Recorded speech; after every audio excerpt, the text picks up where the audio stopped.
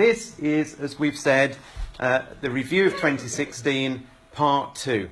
And we're not going to, recap on everything we talked about last week, otherwise we'd be here all day. But remember, those were some of the things that we looked at. We specifically were looking at Russia, weren't we? Spent quite a bit of time looking at Russia, quite a bit of time looking at the impact of Brexit on Europe, potentially down the line. And we started looking at Donald Trump. But just one little thing. In fact, have you got your Bibles with you? And I'm sort of conscious, perhaps last week we didn't really open them very much because all the slides are on the screen, all the words are on the screen.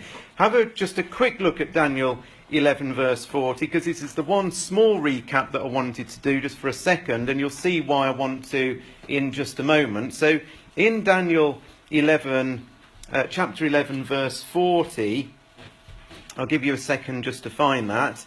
But while you're finding it, you'll remember that these are the verses that are talking about the time of the end, and they're talking about the king of the south pushing at an individual person. Do you remember that? There it is. Look in Daniel 11 verse 40, in the authorised version, it says, at the time of the end shall the king of the south, and who did we say the king of the south was?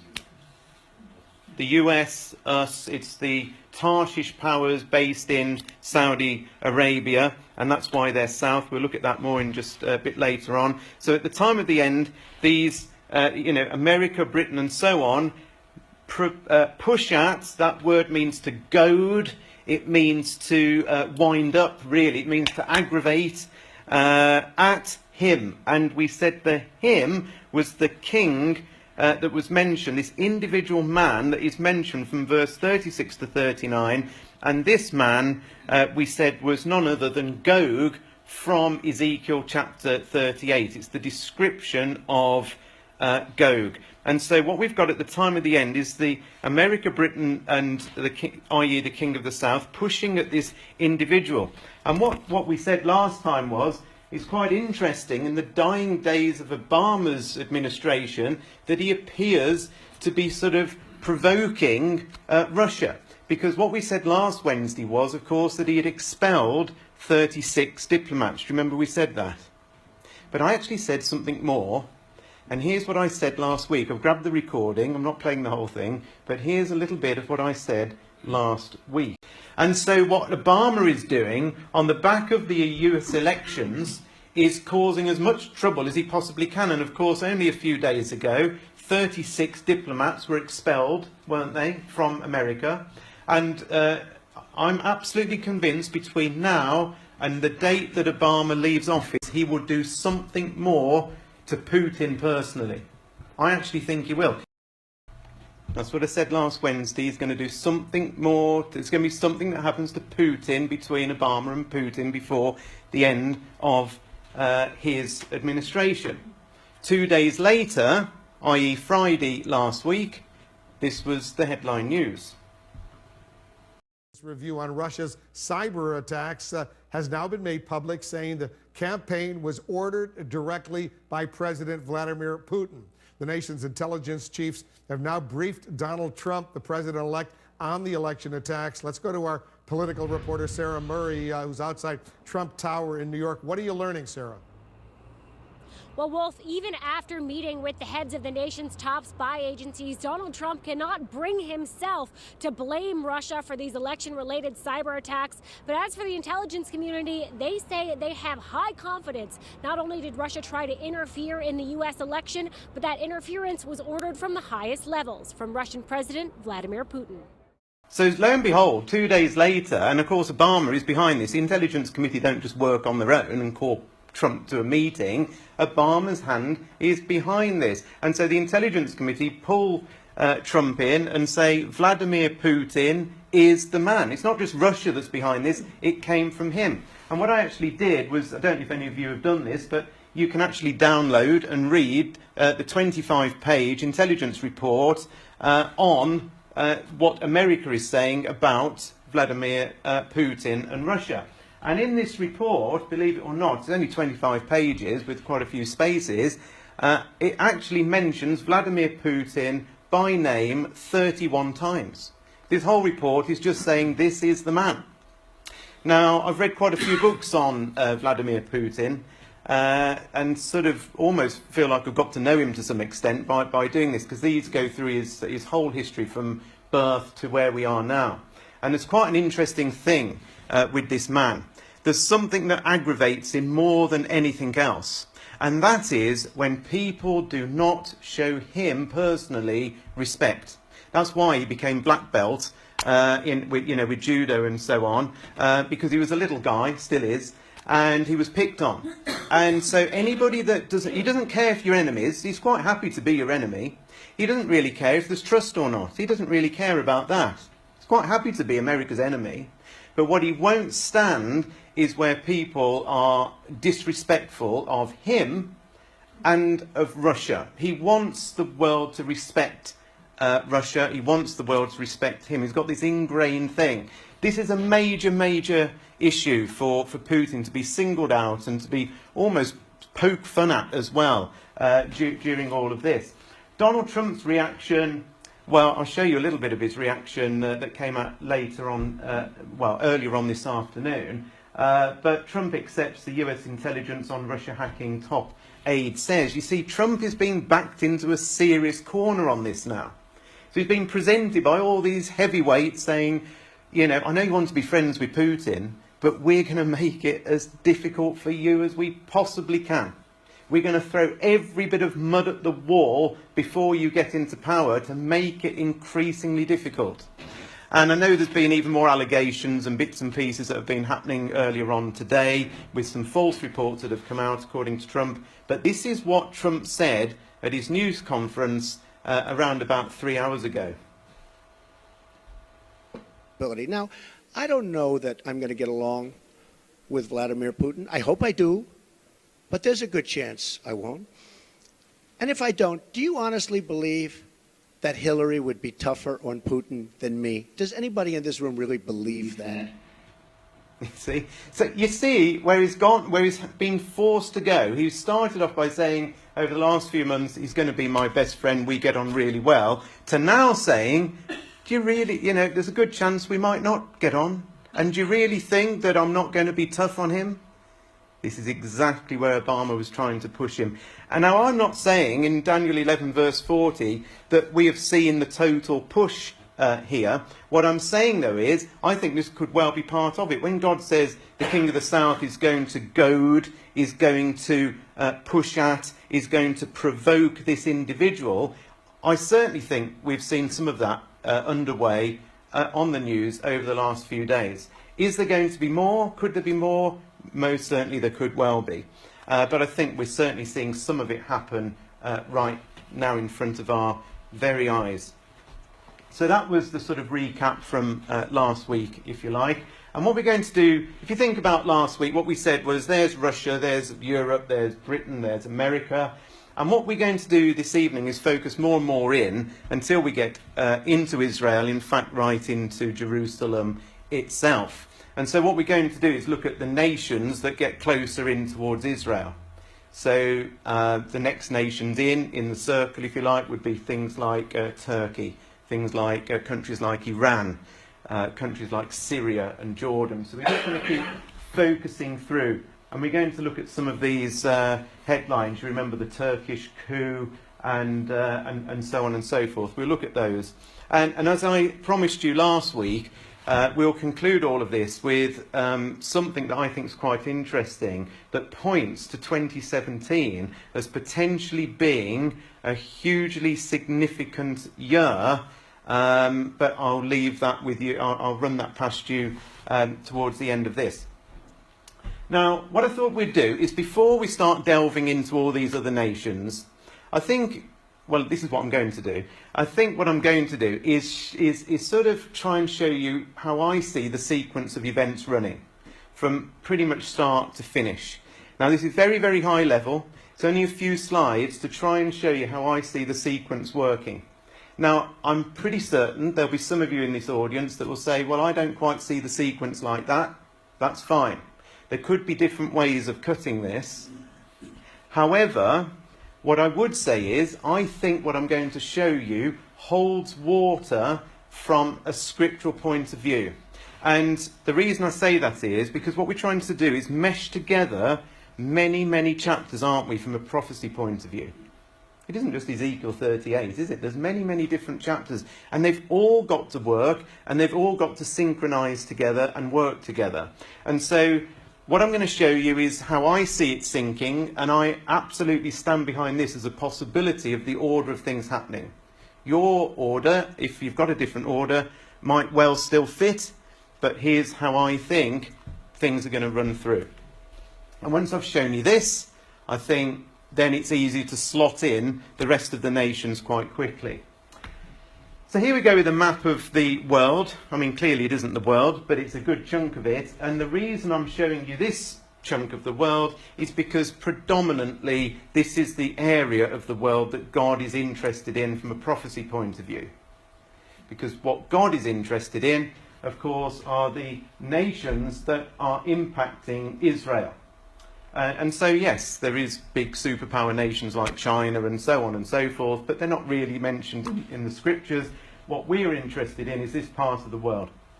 So there we go, looking here. But what we're going to do just to start with is to focus right in, and this is the start of the sequence. So I believe that the beginning of the sequence of events actually centred in on Israel. And I think there's going to be an initial conflagration between Israel and the immediate surrounding nations, or I should say possibly as well peoples.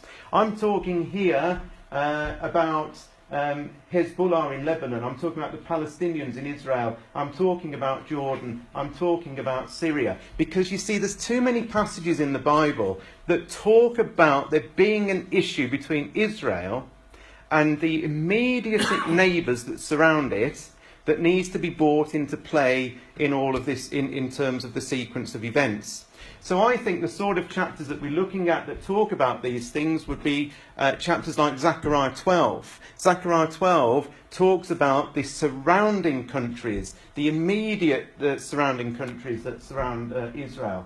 I think there's chapters like Psalm 83 that list out all of the immediate peoples that live around and about Israel that launch a war on Israel. I think there's chapters like Isaiah 17 that talk about the complete destruction of Syria that comes to an end as a nation, and the total and utter destruction of Damascus, which has not yet happened. Damascus is in a bit of a mess, but suburbs have been destroyed, but the whole city has not been destroyed. That still has to go. Jeremiah 49, and I could go on. There's many chapters that talk about this initial conflagration, and Jerusalem is their sort of major issue. It's a war against Israel's immediate neighbours concerning Jerusalem. But Zechariah 12 tells us in this particular war, Israel wins.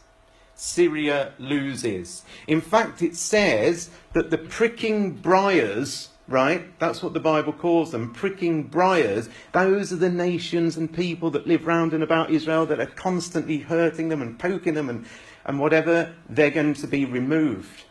So successful will Israel's war be against these immediate neighbours that Israel's pricking briars will be removed. And they'll breathe I think they'll be wounded to some extent, but actually they'll breathe a huge sigh of relief that all is now sorted. We have overcome. And Zechariah 12 says exactly that. However, after this war, I don't know all the events in between, and I could speculate, but we haven't got time to do that. But what is certain from Isaiah 17 is that there's a great void that's now left when Syria has completely and utterly been decimated and has failed as a nation entirely, because Damascus has gone. And so there's this great void that's appeared now right there just north of Israel. And I think into this void is where we see the events of Ezekiel 38 come in. So Magog, Meshach and Tubal talking about Russia. Russia heads up an invasion to come into this void and come through into Israel. And the nations that join it are Iran over there, Turkey up there, and Ethiopia and Libya over there in North Africa. And these nations, headed up by Russia, come zooming all the way down and end up, well actually, they end up in Egypt, but we could go through lots of detail, but they come through Israel into Egypt, but end up fundamentally in Israel. Now, the motive of this war, somebody tell me, what's the motive of this war? What's Russia's motive? Spoil. It's nothing to do with religion, this. This isn't a religious war. This is a war about cash. It's about spoil. It's about oil. It's about gas. It's about control of this area. And down Russia comes into this area. Meanwhile, based down here in Saudi Arabia and the United Arab Emirates and Bahrain and places like that, you try and say it, is who? Who are these nations down here? The flags probably give it away. Britain and America, Tarshish and the Young Lions, based down here. Now you can see why it's King of the North versus South, because here we are here, and here's this great force predominantly coming down from up here.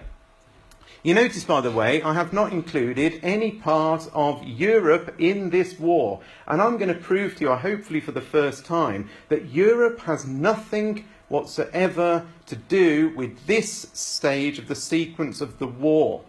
The European war comes later, and it's not about money, it's not about spoil, it's about religion, and I'll show you about that and why that's the case in a minute. So here's Russia, but as we know from the scriptures, those guys, America and Britain, based down there, really get nowhere, do they? Do they defeat Russia? Do they push Russia out? No. The best they can do is say, what are you playing at? So I've wiped them out. They're just not, they're of zero consequence to some extent. Now, there's Russia sat there in Israel. Somebody tell me what happens at this point. What's the big news that suddenly happens? Yes, and we could say, therefore, it's who arrives on the scene? Christ. We know that because in Zechariah 14, who comes into the great big conflict where Jerusalem has been ransacked and ruined, but the Lord Jesus Christ himself, who comes and descends onto where? Mount of Olives. But here's the amazing thing. He's not on his own. Because Zechariah 14 says he comes with the saints. Which means the judgment has happened by this point. It must be. You can't arrive with the saints if the saints haven't been judged, haven't been raised, haven't gone through whatever process, however long it might be. The judgment has already happened at this point. So Christ's initial return, if I can call it that, has already happened. Must have done. Do you agree? So here's Christ. He's now with the saints in Jerusalem, but it isn't the end of the story. Because here is when the Babel side of things kick off. Because what happens now is that here, following, I believe, the collapse of the EU as we sort of know it at the minute of 26 nations. Remember I said last week there'll be a group of 10 that emerge with Germany as its centre. This is a resurrected Holy Roman Empire headed up with the Vatican, the woman, the harlot woman seated on 7 hills in Revelation 17. This now takes place. Now the reason I believe it takes place now and after the return of Christ into Jerusalem is simply because in Revelation 17 the beast and the woman make war against who? The Lamb. And those who are called and chosen and faithful. This, you see, has nothing to do with the previous war. This is a religious war after Christ is established in Jerusalem. And as crazy as that might seem, because we might say, well, surely no. I can't believe that somebody would fight against Christ when he's there in the land. Well, we might have said the same if we lived 2,000 years ago, when people might well have said to us, surely you don't think somebody would kill the Son of God? And they did. So this great beast and woman come down and literally make some sort of attack on Christ and the saints who are there in Jerusalem. And we're told that he overcomes this force. Now this force, of course, this is a Babel project that we said last week. Remember I said that this is a Babel project. This is about bringing nations back together that God had divided. And so this is a Babel project headed up by the false religion of Babylon, and that is completely destroyed. Now, the amazing thing is, Revelation talks about them being destroyed, and it says the beast and the woman end up in a lake of fire. Remember that? They're in now a lake of fire. And it turns out they never emerge again. They're gone forever.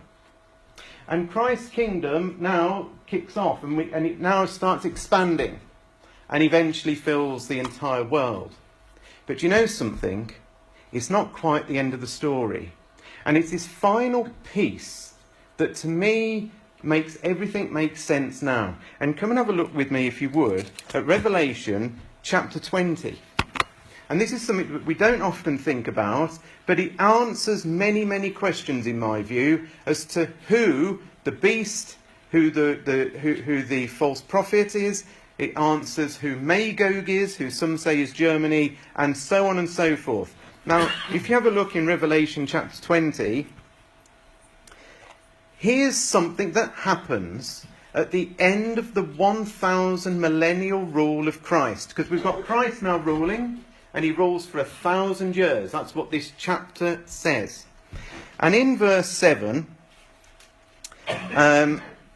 it says, when the 1,000 years are expired, Satan shall be loosed out of his prison, and shall go out to deceive the nations which are in the four quarters of the earth, Gog and Magog, to gather them together to battle, the number of whom is of the sand of the sea.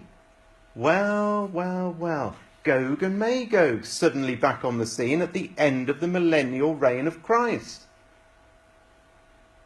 What happens to Gog and Magog? They went up, in verse 9, on the breach of the earth, and compassed the camp of the saints about, and the beloved city, and fire came down from God out of heaven and devoured them. Now, here's the thing. Check it out, verse 10. And the devil that deceived them was cast into the lake of fire and brimstone, where the beast and the false prophet are. You see, the beast and the false prophet were destroyed when Christ first returned. That was the war when he first got back, the beast and the false prophet, the Vatican, and the resurrected Holy Roman Empire. And you know something? They've been there the whole time. They were utterly and totally destroyed. Some have said to me, Andy, I believe Magog is Germany. Germany is the Holy Roman Empire, the centre of it, and always has been, well, for at least 1,000 years. And actually, we're told here that the beast has stayed in this lake of fire, for the whole 1,000 years. Because this Gog and Magog, deceived by the devil, have ended up in the lake of fire with the beast and with the false prophet, the Vatican. And so what I'm saying to you is, Gog and Magog cannot be anything to do with Germany. It's impossible, because Germany has gone, it is the Holy Roman Empire beast in the lake of fire. And so Gog and Magog are what I'm saying it is, which is southern Russia. And therefore, at the end of time, at the end of the millennium, there's going to be a latter-day Vladimir Putin that comes on the scene. Another man from that northern territory. Another man who's predominantly interested in power and wealth, nothing really to do with religion. He just wants cash, he wants spoil. That's why it's a Gog and Magog chap at the very end. Therefore, I've explained all of that. For those who think that Europe must be involved and Magog is something to do with Germany, this categorically shows it cannot be the case.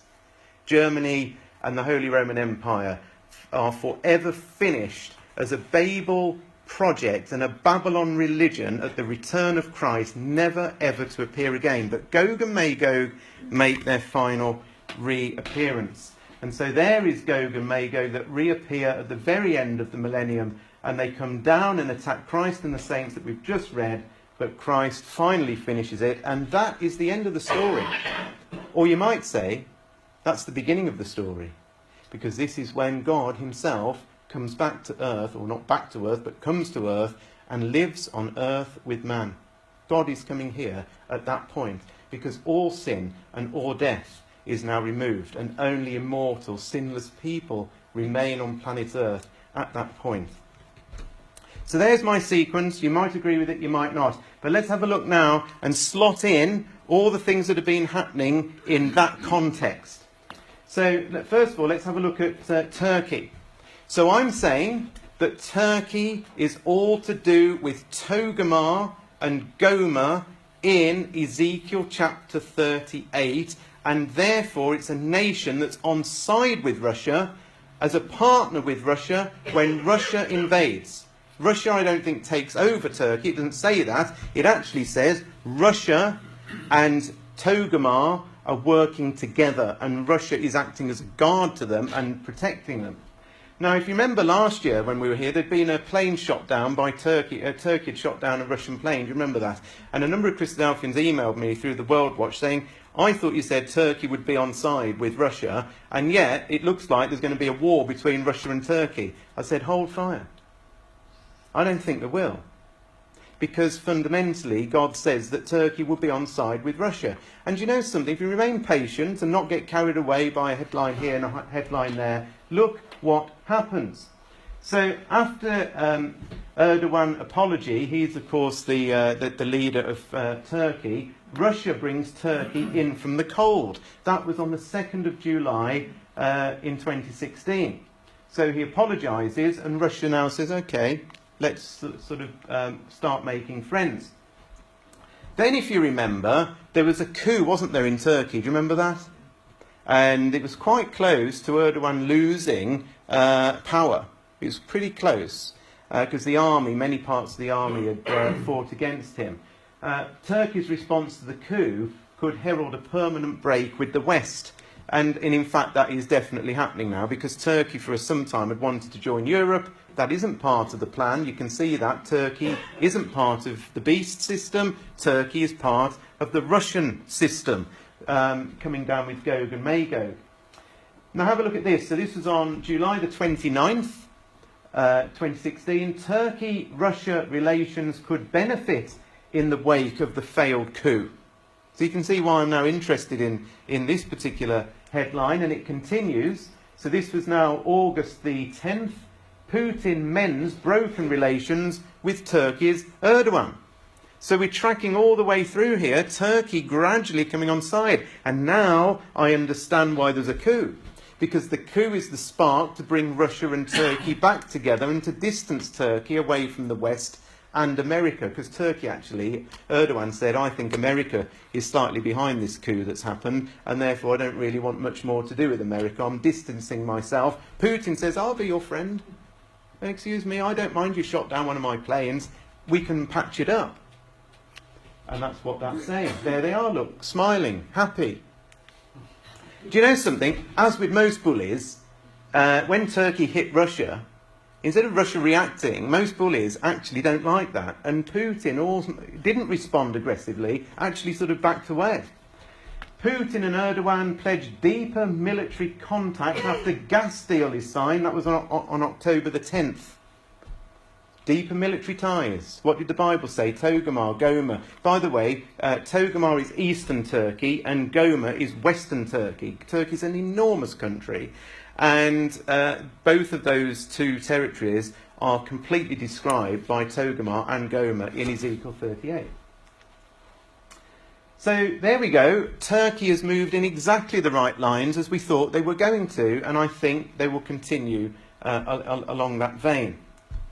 What else have we got? Well, this was a headline. Do you remember this? Russia uses Iran as base for attacking IS in Syria. So what's been going on with Iran? Come and have a look at Ezekiel 38 just to see where this sort of fits in. So this is Ezekiel 38.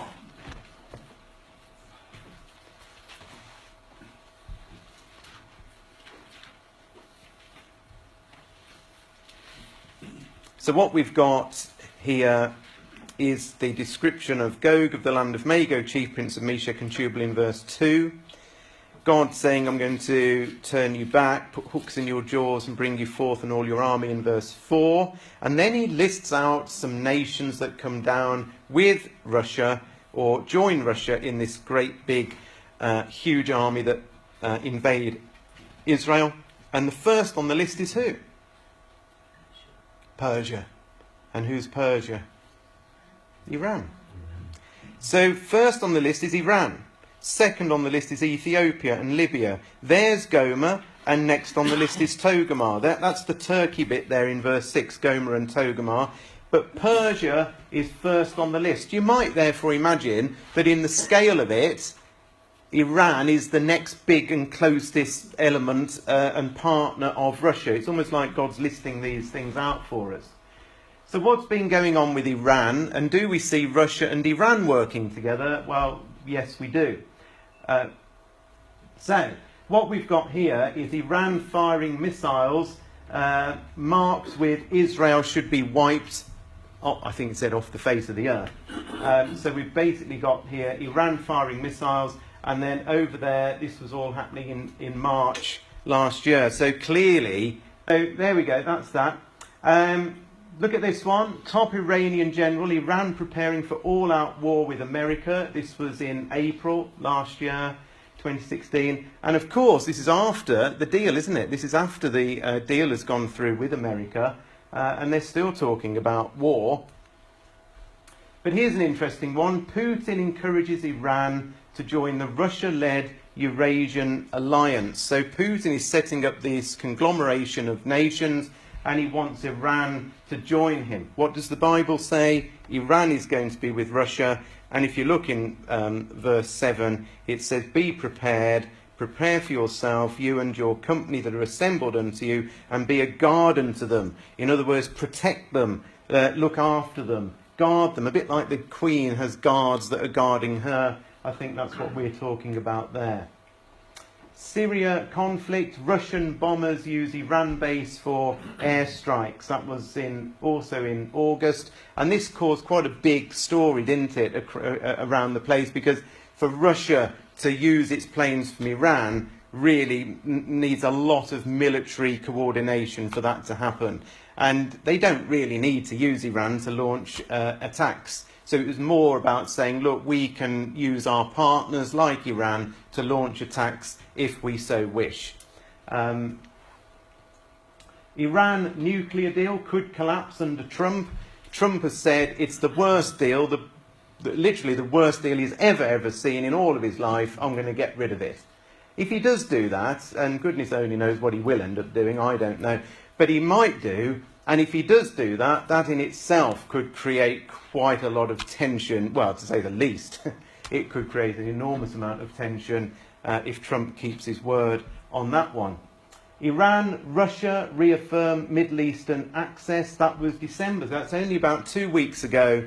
Here's the headline in the Washington Times that these two nations are reaffirming this Middle Eastern axis. That's exactly what the Bible says we should be looking for. You know, if I imagine God almost like with a chessboard and all the pieces are just being moved perfectly into place, there isn't much out of line, is there now? It really has lined up amazingly well. As well as Iran, I just want to divert off a little minute and talk about what the world calls the Gulf states. The Gulf states are those states that are around the edge of Saudi Arabia. The reason we're interested in those states and that area is because that is where Britain and America are allied to. So just as Russia is allied into Iran, Turkey, Northern Africa, it says, because in verse 13 of Ezekiel 38, it says Sheba and Dedan and the merchants of Tarshish. So there's this group of nations based around the Saudi Arabian area that actually are there and allied to Britain and America, because Britain is Tarshish. So I find this quite interesting, because this is on November the 10th, again, just over a month ago. Today's opening of the Royal Navy's new Bahrain base seriously enhances Britain's ability to defend the Gulf. Where is Bahrain? Here is Bahrain. In fact, if you look on ancient maps where Sheba and Dedan were, which I've done, I haven't put it on this slide, should have done perhaps, but Sheba and Dedan, if you look at it, are exactly in this northern area of Saudi Arabia and encompassed exactly Bahrain, that we now know as Bahrain. It's exactly this area. It isn't the whole of Saudi Arabia, it's this bit around here. So it encompasses some of northern Saudi Arabia, but it definitely covers Kuwait, Bahrain, Qatar, the United Arab Emirates and Oman. And there we are, look, Britain with a new base, military naval base, right here, smack in the middle of Sheba and Eden. The king of the south is getting its act together and building up forces. And by the way, I'm sure you're aware, Saudi Arabia is arch enemies of who? Who's Saudi Arabia's arch enemy? Iran. Fits, doesn't it? Because Iran's on the Russian side, Saudi Arabia, one Sunni and one Shia Muslim, by the way. These guys are Sunni and Iran is Shia. Britain plans to deepen security cooperation with the Gulf, and there is Theresa May surrounded by all these sheiky-looking people from the Gulf area. We are strengthening our ties. Boris Johnson keeps saying we're going to keep doing deals in this area. We're going to strengthen what we're doing there. We're going to build and continue to build our relationships, and in a military way as well as an economic way as well. So all that seems to be fitting in very, very well as well. What's been going on with Syria? Well, I'm just going to show you a couple of slides on this because the war continues to rumble on, and I don't think we need to keep putting up loads and loads of slides every time about this. But here's a few of the more recent slides so we sort of get it up to date as much as we can. The reason I'm interested in this headline here, Israeli airstrikes hit Damascus outskirts, and this was only at the back end of November, so about November the 30th, Israel struck Damascus, or the outskirts of it. In Isaiah 17, it talks about the complete and utter destruction of Damascus. It also talks about Israel being greatly weakened at the same time. It talks about Jacob's flesh waxing thin. So that leads me to conclude that at the same time that Syria comes to its total demise and Damascus completely ends as a city, Israel is weakened at that point. Which means to me that there's got to be potentially some involvement of Israel in the Syrian conflict. I might be wrong on this. I mean, I'm trying to work out how Israel could be weakened at the same time Damascus falls. But effectively, I think this is what does happen, that Israel sort of gets involved in this conflict. So when Israel is hitting Damascus, that says to me we could be getting more close to these events sparking off. Aleppo, of course, which is mentioned in Jeremiah 49 specifically as a city that's living in great fear and distress because it sees all the war and calamity going on. Jeremiah 49 speaks all about that. Aleppo risks becoming a giant graveyard. And the next verses, after the verses about Aleppo in Jeremiah 49, talk about Damascus itself coming to an end. It's exactly the parallel chapter to Isaiah 17. So again, the events of Aleppo, only at the back end of November, are hugely significant from a scriptural point of view. In fact, just have it while we're there, let's have a quick look at it, so you know I'm not making it up. It's Jeremiah 49. And verse 23.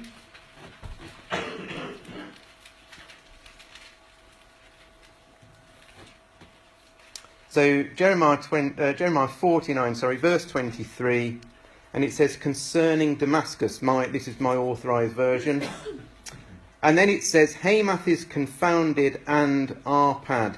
Hamath is what we would now call modern-day Homs, and Arpad is the ancient name for modern-day Aleppo. And what's happening? It says, for they have heard evil tidings. They are faint-hearted. There is sorrow on the sea, or coming from the sea. It cannot be quiet. And then look what happens. Damascus is waxed feeble, turns to flee. Fear has seized on her. Anguish and sorrows have taken her as a woman in travail. Verse 26, all her young men shall fall in her streets, and all the men of war will be cut off in that day, says the Lord of hosts, and he will kindle a fire in the palace of the king of Syria, Ben-Hadad, which is a title for the name of the king of Syria. So you see, Aleppo is mentioned there, and then sometime afterwards we see the complete destruction of Damascus. I think something's going to happen to bring that about. And lo and behold, December the 7th, 3 weeks ago, Israel said to target Damascus airport in second Syria strike in a week. So something's building up. Why is Israel doing this? There are things that are happening in Damascus that it does not like, and therefore is beginning to strike on a more repeated basis. Putin, of course, is Mr. Smug over this because he's won Aleppo back for Assad. And there's been quite a few reports saying, well, after Crimea and Aleppo, what does Vladimir Putin want from his wars? What's his next plan? What's he going to do? Well, we know what he's going to do because God tells us ultimately what he's going to do. He's going to come down into Israel. Donald Trump has promised Syrian safe zones. Now, this could be, you can see how this could seriously start upsetting himself and Vladimir Putin, because as soon as you put a safe zone in Syria, you've got to put air power over it to protect it. And as soon as you do that, there's potential conflict between the king of the north and the king of the south. And so, again, we wait to see what happens on that in terms of Syria. Syria ceasefire crumbles as Damascus on the brink of disaster. That was on the 4th of January, so we've snuck into 2017. I know it's a 2016 review, but I can't help myself. So here we are, only a few days ago, ceasefire crumbling, Damascus on the brink of disaster. All the pieces really coming together. And so, let's have a look at this, because this is a massive story. So if you think about it, we've come in and in and in. We've dealt with Russia, Europe, Britain and America, Turkey, Iran, and so on, the northern African nations. We've looked at a little bit to do with Syria there. And here we are now in Israel. So we've come all the way straight into where it's all going to be centred.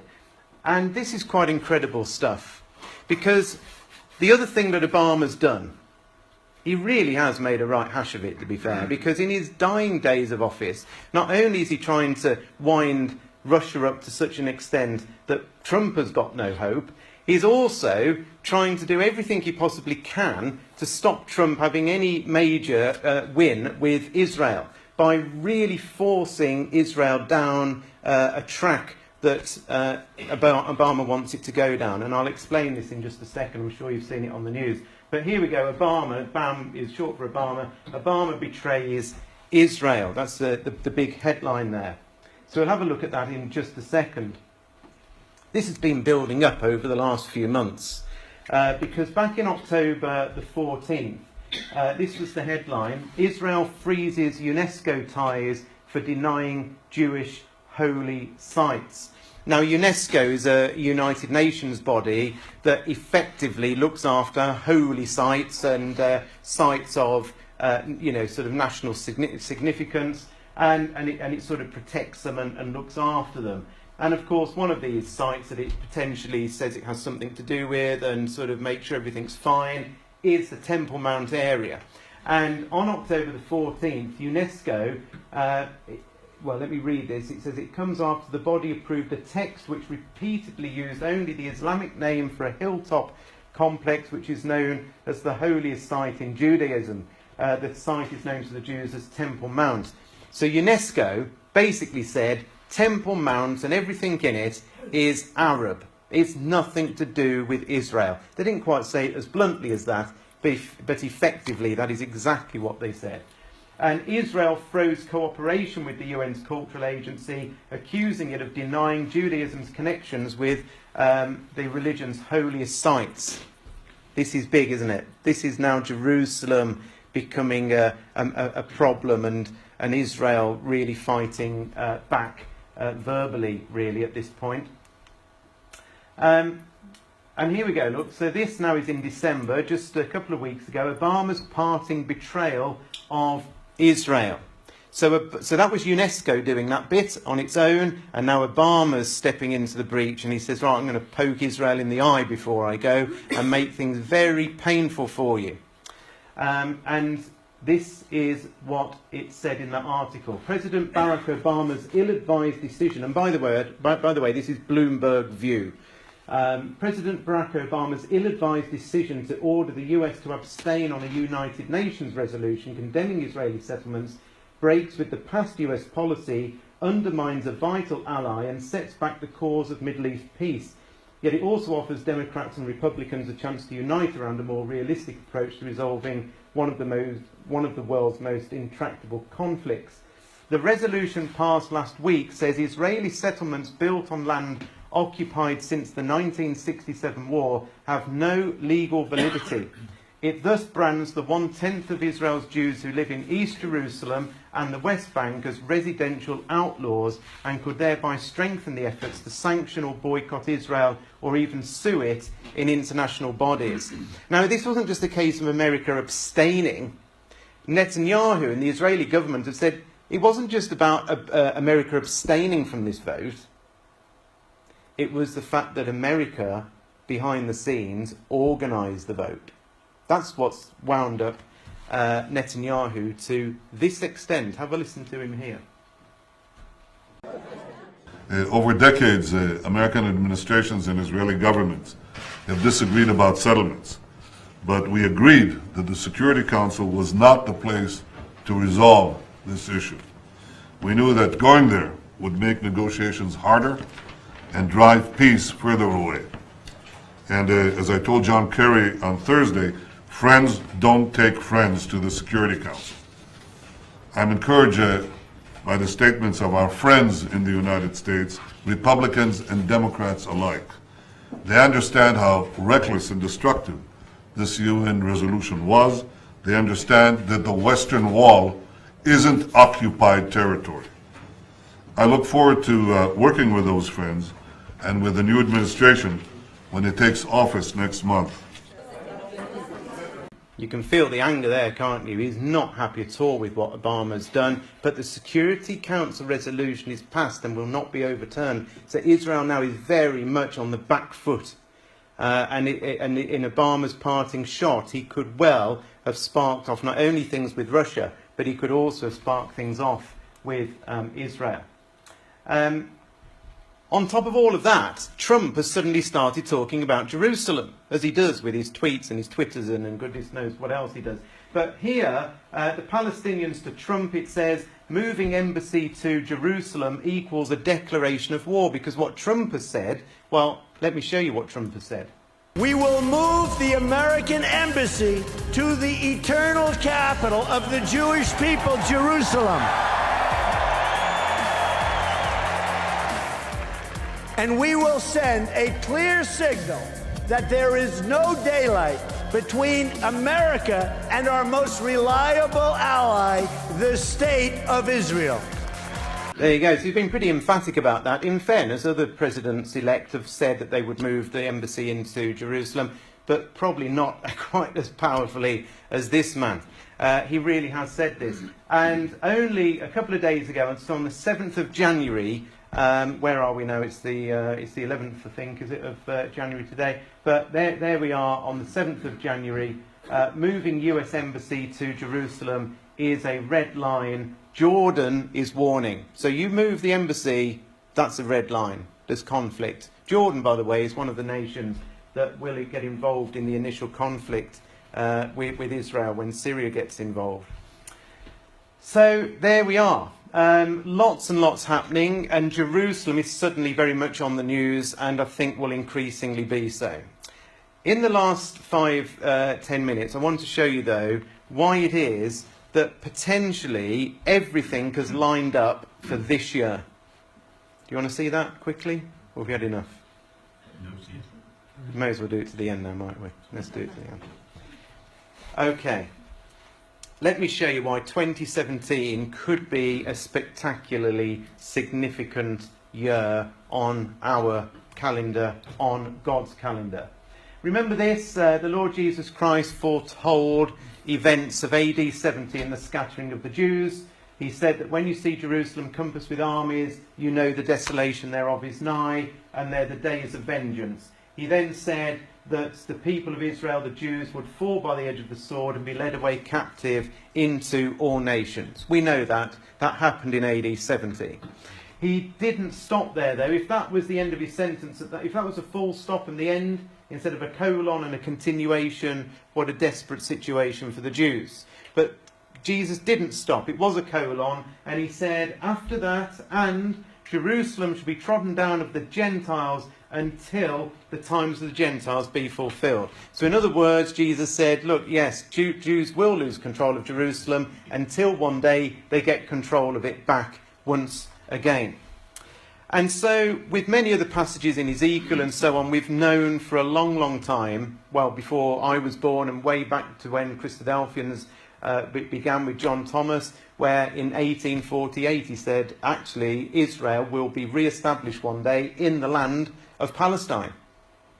He knew that in 1848, 100 years exactly before Israel was recreated. How did he know? Because of verses like this, and because of many other passages in the Bible as well that said that God would re-establish the nation of Israel. Now, the history of the nation of Israel is quite interesting, but to understand how it came to be, there are some significant dates on the calendar. And in this book here, it's a fantastic book that I was given when I stopped doing Sunday school at Pershaw. But this tracts, it's written by Martin Gilbert, and I don't know if any of you have got it, but it's absolutely brilliant because it talks about how modern Israel was created. And it's got all these facsimiles of original documents and the Balfour declarations in here and letters from Herzl and all sorts of brilliant, brilliant things. But do you know where this book starts off? It starts off where it should start off, which is in 1897. And in 1897, the first Zionist Congress was convened by that man there called Theodor Herzl. And in Switzerland, he got together a whole bunch of Jews that were high profile in those days. And basically this conference was a Zionist conference. And the Zionist conference was about, that Zionism was about the recreation in Palestine of a Jewish homeland for the Jews. And so this is where it all began, in 1897. The next major date on the calendar was in 1917, when Lord Balfour, who was the foreign minister in the British government, wrote a letter to Lord Rothschild, who was then the head of the Zionist movement. And in that letter, and I've got a copy of it in that book there, but he basically writes and says, His Majesty's government view with favour the establishment in Palestine of a national home for the Jewish people and will use their best endeavours to facilitate the achievement of this object. And so this is another major, major step. First step, Herzl saying, yes, we've got to do this. We're going to get a congress together to talk about it. Next major step is this. Of course, this is massive because in 1914, basically through the First World War, Britain controlled that particular area of Israel because it kicked out the Ottoman Turks. The Turkish Empire was kicked out.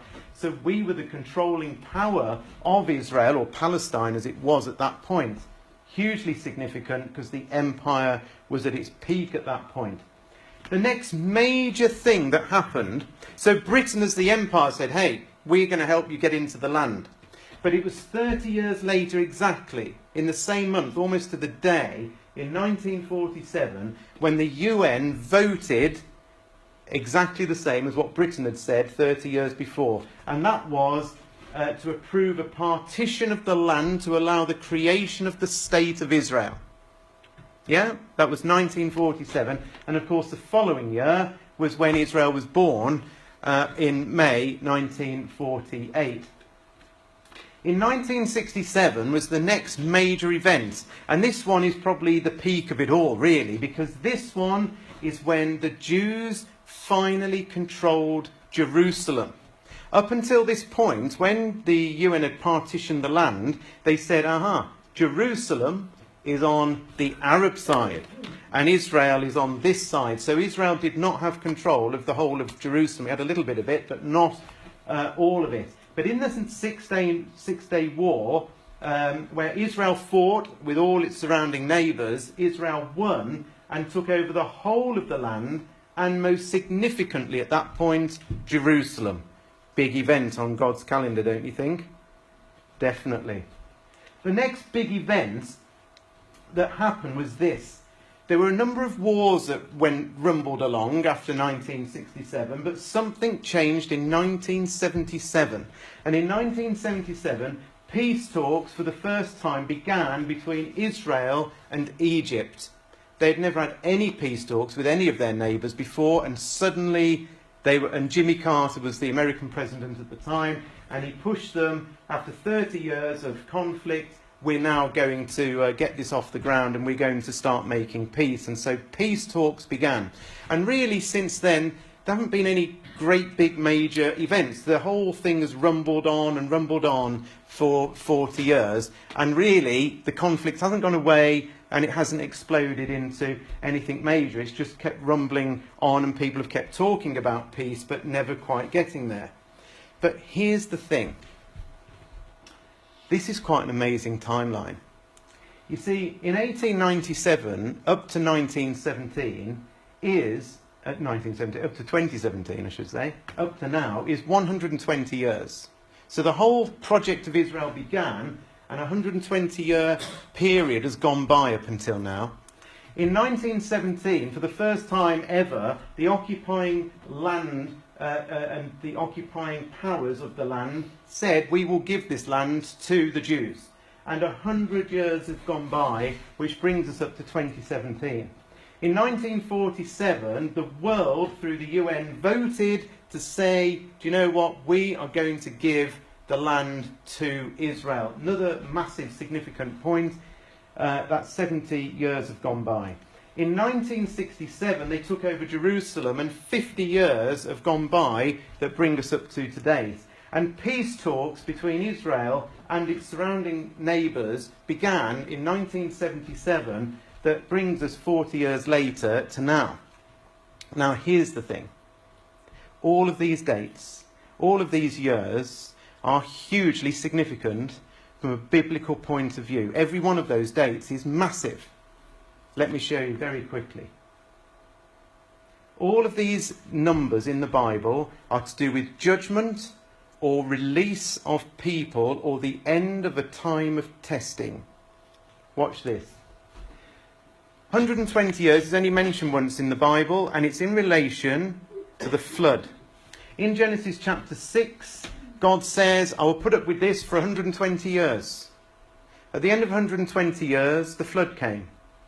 It was the countdown, it was God's clock counting down to the final judgment when God would flood the earth. 120 years is mentioned there.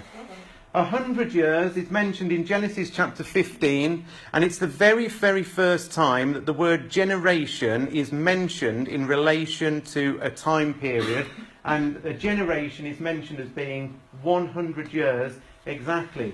At the end of this period of time that Genesis 15 is talking about, it's the end of a period of time when the Jews were released out of Egypt, but judgment was about to come on the Amorites that lived in the land because their sin had reached the full. So this is about release and judgment.